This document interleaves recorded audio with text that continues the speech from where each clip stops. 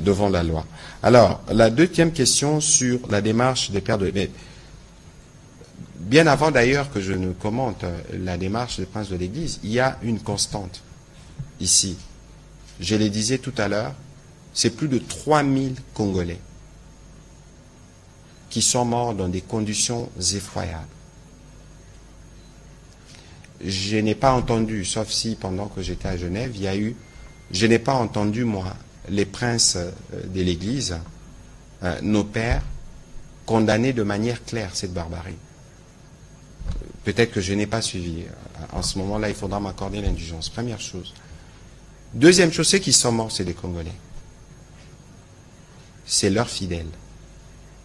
Ici, il faut d'abord faire la démarcation entre une démarche qui vise à proposer un pacte social pour la paix et la condamnation des faits d'une horreur, j'allais dire horrible, permettez la formule, de ce qui s'est passé sur place.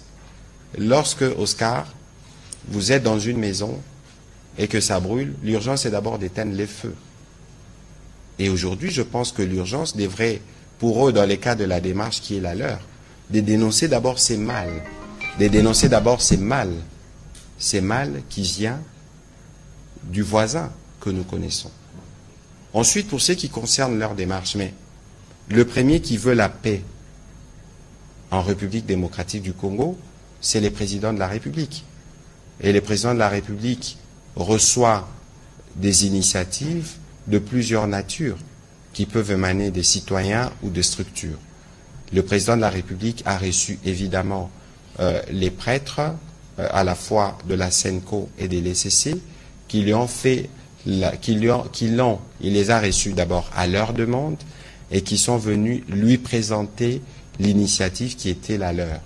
C'est une initiative qu'ils portent qui n'est qu'à ses débuts. Ils sont allés voir le président les a accueillis et les présidents devraient, le moment venu, réagir à leurs propositions et à leur démarche parce que il est prévu justement qu'on lui donne, qu'on lui fasse le point par rapport à ce qu'ils attendent de lui.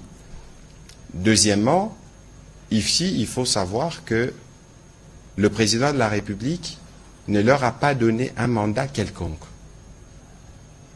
C'est une nuance de taille.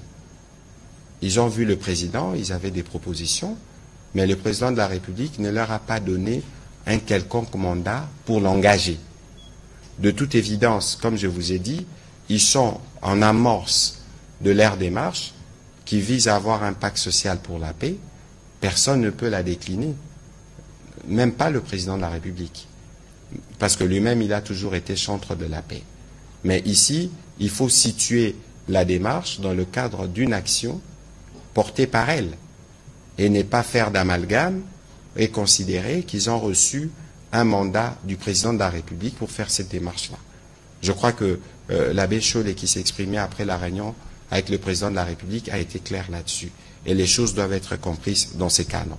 Mais pour ce qui nous concerne spécifiquement aujourd'hui, en tout cas, tous les Congolais, d'où qu'ils soient, devraient, de manière claire et sans ambiguïté, condamner cette barbarie et cette violence. Vous avez vu les condamnations qui sont venues du monde entier. Ce serait signe